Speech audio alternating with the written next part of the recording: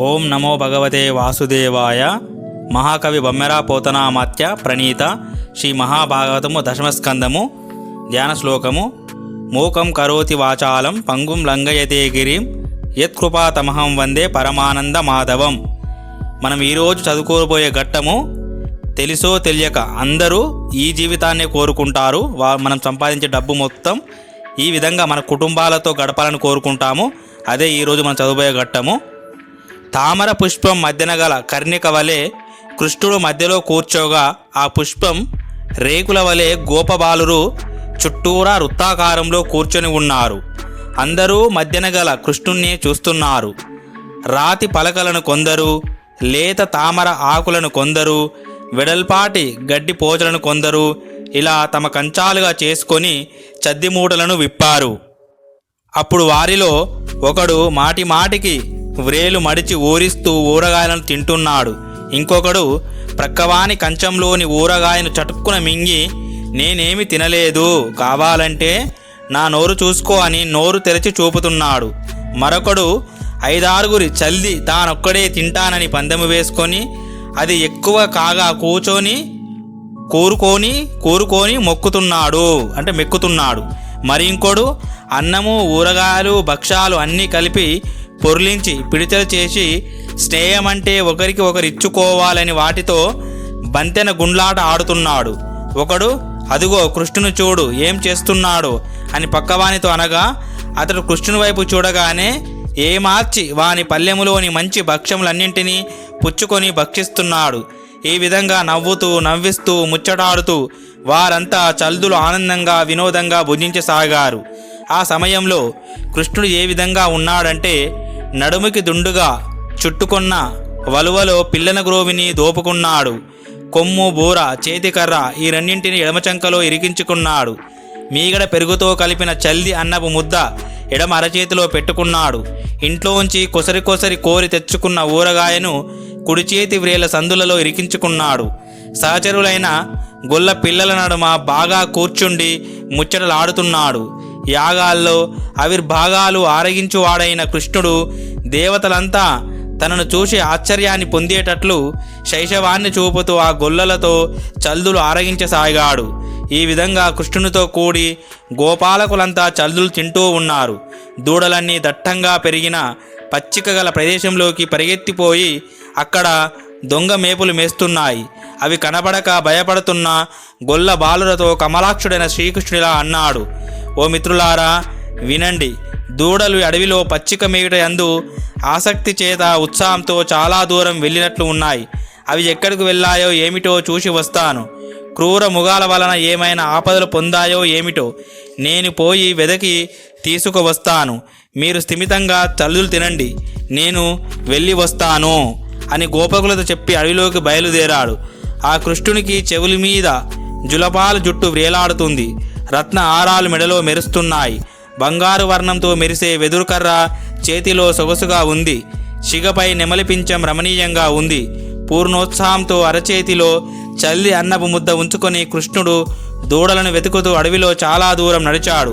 అలా వెడుతూ ఇదిగో ఇచ్చోటనే పచ్చిక మేశాయి, ఇక్కడే నీళ్లు త్రాగాయి, ఇక్కడ నుండి ఇటు పోయాయి, ఇక్కడే గుంపుగా చేరాయి, ఇక్కడ నుండి తొలగిపోయాయి, ఇదిగో వాటి జాడ, ఇక్కడ నుండి మంద విడిపోయాయని లేగల జాడలను అనుసరించసాగాడు.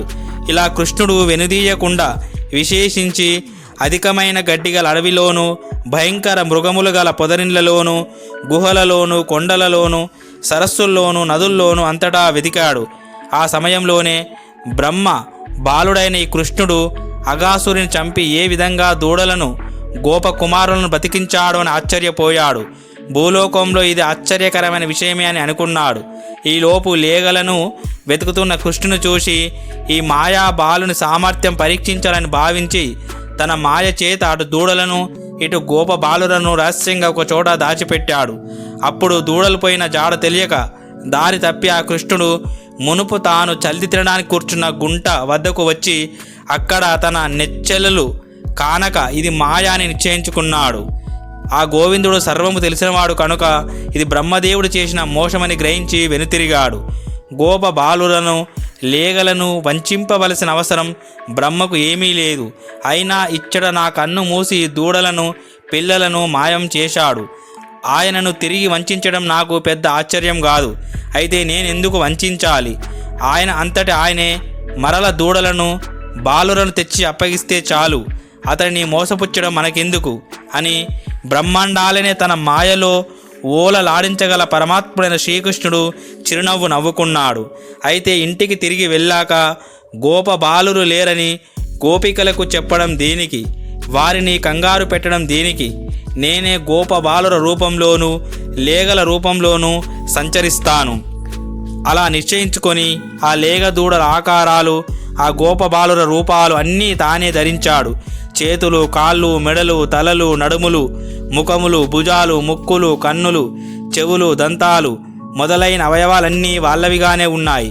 అంతేకాక ఆ బాలురు ధరించిన చేతి కర్రలు, వస్త్రాలు, దండలు, వేణువులు, కొమ్ము బూరాలు యథావిధిగా ఉన్నాయి. వారి వయస్సులు, మాటలు, గుణములు మొదలైనవన్నీ కూడా తేడా రాకుండా అన్ని రూపాలను తానే ధరించాడు ఆ శ్రీకృష్ణుడు.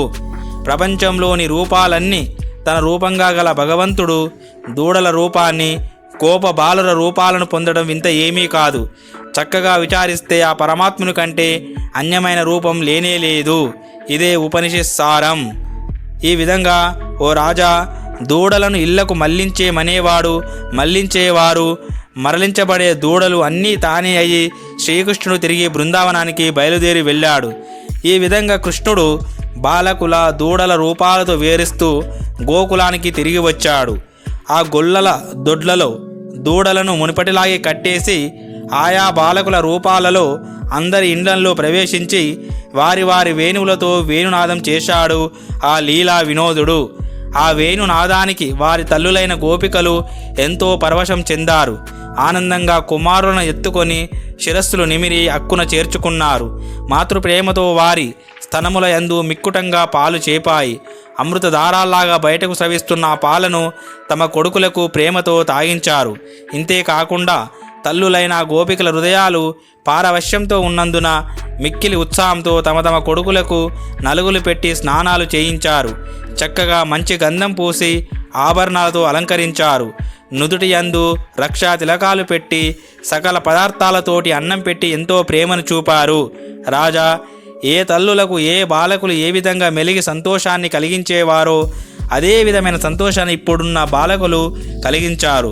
ఆ సమయంలో గోవులన్నీ కూడా అధిక సంతోషంతో అంబాని పిలుస్తూ, ఓంకారం చేస్తూ, దూడలను వాసన చూస్తూ మూత్రాన్ని విడిచిపెట్టాయి.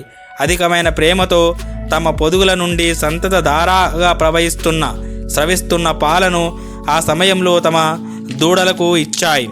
గోపికలకు, ఆవులకు తమ బిడ్డల రూపంలో ఉన్న కృష్ణుని మీద మాతృత్వం ఏర్పడింది. కృష్ణుడు కూడా నిర్మల ప్రేమతో పసిపిల్లవాడులా వారి మధ్య తిరగసాగాడు. గోకుల వాసులందరికీ రోజు రోజుకి తమ పిల్లల మీద ప్రేమ అతిశయంగా పెరగసాగింది. ఏ పూట కాపూటే ఆ ప్రేమ కొత్తగా మరింత అధికంగా ఉండేది.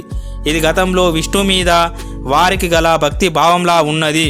ఈ విధంగా కృష్ణుడు గోపకుమారులు మరియు దూడల యొక్క రూపాలను తానే ధరించి ఇద్దరి రూపాలలోనూ తనను తానే కాపాడుకుంటూ బృందావనంలో, అడవిలోను కూడా 1 సంవత్సరము పాటు లీలను చూపాడు. ఇక సంవత్సరం పూర్తవడానికి 5-6 రోజులు తక్కువగా ఉండగా ఒక రోజున కృష్ణుడు బలరామునితో కూడా మందకు చేరువలో ఉన్న అడవిలో దూడలను మేపుతున్నాడు. ఆ సమయంలో అచ్చట అతి దూరంగా ఉన్న గోవర్ధన పర్వతం మీద గోపకులు ఆవులను మేపుతున్నారు. అక్కడ నుండి ఆవులు ఈ దూడలను చూచాయి. వెంటనే ఆవులు సంతోషంతో ఓంకారం చేస్తూ మోపుల దాకా మెడలెత్తి చూచాయి. 4 కాళ్ళు 2 అయ్యాయి అనేటట్లు చేరబెట్టి కుప్పించి దాటుతూ ముఖాలను, తోకలను ఎత్తి తమ దూడలున్న తావునకు పరిగెడుతూ వచ్చాయి. దూడల మూతలను మింగేస్తాయి అన్నట్లుగా నాకుతూ కడుపు నిండా పాలిచ్చాయి. ఈ విధంగా వాటికి కూడా తమ లేగలపై అతిశయించి ఉన్న ప్రేమను వ్యక్తం చేశాయి. ఆ సమయమందు అక్కడ ఆవులను మేపుతున్న గోపకులకు వాటిని ఆపడం శక్యం కాలేదు. ఇంతవరకు ఎన్నడూ ఇలా ఆవులు ప్రవర్తించలేదు. వాటిని అదుపు చేయలేకపోయామనే సిగ్గుకి కోపం మిళితం కాగా ఆవుల వెనుకనే తుప్పల మీదుగా, బండల మీదుగా పరిగెడుతూ ఆ తావికి వచ్చారు. అక్కడ లేగలను మేపుతున్న తమ పిల్లలను చూశారు. అలా కొడుకులను చూసిన ఆ గొల్లలు మా చిన్ని తండ్రులను చూశాం అని శరీరం మీద పులకాంకురాలు వెలయగా పిల్లలను శీఘ్రంగా ఎత్తుకున్నారు. సంతోషంతో ఆలింగనం చేసుకొని మనసులో తృప్తి పొందేటట్లు శిరమున ముద్దు పెట్టుకున్నారు. ఆ పిల్లలలోని భగవంతుణ్ణి తెలుసుకున్నారా అన్నట్లుగా ఉన్నది వారి ప్రవర్తన. ఈ విధంగా పిల్లలను కౌలించుకొని ఆనంద బాష్పములు కన్నులలో నిండుకొనగా గొల్లలందరూ గోవులను తిరిగి తోలుకొని వెళ్ళిపోయారు. ఆ గొల్లలను చూసి బలరాముడు తన మనస్సులో ఇలా అనుకున్నాడు: స్తన్యపానం మానేసిన పిల్లల మీద గోవులకు గోపకులకు ఇలాంటి ప్రేమ ఎలా పుట్టింది? కృష్ణుణ్ణి ఇదివరకు చూసినట్లుగా ఇప్పుడు తమ పిల్లలను చూస్తున్నారు. నాకు కూడా కృష్ణుణ్ణి చూసి కలిగినట్లే ఈ లేగలను గోప కుమారులను చూస్తే ప్రేమ అధికంగా కలుగుతున్నది. ఇది మహా అద్భుతంగా ఉంది, తెలుసుకోవడానికి శక్యం కాకుండా ఉంది. ఇది మనుషుల మాయయా, దేవతల మాయయా, రాక్షసుల మాయయా? ఇవేమి కాక నా స్వామి అయిన విష్ణువు యొక్క మాయయా? ఇతరుల మాయ అయితే నన్ను కలవరపడేటట్లు చెయ్యలేదు కనుక తప్పక ఇది నా స్వామి మాయ అయి ఉంటుంది అని ఆలోచించి బలరాముడు అంతకాలం ఆ లీలకు కారణం తెలియకున్నా అప్పుడు మోహం నుండి విడివడి తన దివ్య దృష్టితే స్నేహితులు దూడలుగా ఉన్నది అన్నీ కృష్ణుడే అని గ్రహించాడు. ఈ విధంగా బలరాముడు తన దివ్య దృష్టి చేత తెలుసుకున్న అది సరిపెట్టుకోలేక కృష్ణుణ్ణి చూసి ఓ మహాత్మా, మునుపు దూడలు ఋషుల అంశ అని గొల్లల దేవతల అంశ అని నాకు తోచేది. ఇప్పుడు ఆ దూడలు ఆ బాలురు అన్నీ నీవని తోస్తూ ఉన్నది. దీనికి కారణం ఏమిటని ప్రశ్నించాడు. అంతటా కృష్ణుడు అన్నను గౌరవించి వాస్తవాన్ని తెలియజేశాడు. బలరాముడు దానికి సంతోషించాడు.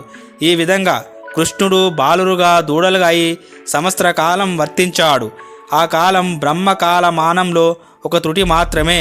అంతటా బ్రహ్మ వచ్చి దూడలు బాలులతో వీరించుచున్న బాలకృష్ణ చూసి తనలో తాను ఇలా అనుకున్నాడు: మందులో ఉన్న దూడలు బాలకులు నా మాయా గుహలో నిద్రిస్తున్నారు కానీ ఎక్కడకు పోలేదు.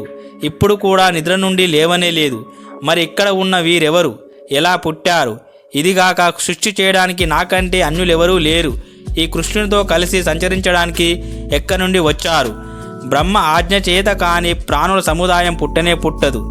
అట్టి బ్రహ్మను నేను తప్ప వేరొక బ్రహ్మ లేడు సృష్టించడానికి. బ్రహ్మనైన నేను పుట్టింపకుండానే దూడలు బాలుర యొక్క సమూహం అంతా కనిపిస్తుంది. ఈ విషయము విచారిస్తే పరబ్రహ్మమే ఈ బాలకుల దూడల రూపంలో సంచరిస్తుంది. సృష్టికర్త సమస్తమును నేర్పుతో తెలుసుకోగల జ్ఞానరుద్ధుడైన బ్రహ్మ కూడా ఈ రహస్యాన్ని భేదించలేక నివ్వెరపోయాడు. ఎంతగా ఆలోచించినా తను ఇక ముందు ఏమి చేయాలో తోచక సంకటంలో పడిపోయాడు. మోహానికి అతీతుడైన వాడు విష్ణువు. జగములను మోయింపచేయగల శక్తి ఉన్న బ్రహ్మ విష్ణుని మోయింపచేయాలని భావించి చివరకు తానే మోహితుడైపోయాడు. పగటివేళ మినుగురుల పురుగు కాంతి అణిగిపోయినట్లుగా రాత్రివేళ మంచు చీకట్లో లీనమై నశించినట్లుగా విష్ణువు మీద అన్యమాయలు నశిస్తాయి. అంతేగాక ఆ మాయలు పన్నిన వారి గౌరవాన్ని కూడా నశింపజేస్తాయి. ఓం శాంతి శాంతి శాంతి. హరి ఓం తత్సత్. సర్వం శ్రీరామకృష్ణార్పణమస్తు. చాలా అద్భుతంగా ఉంటుంది తర్వాత వచ్చే ఘట్టము.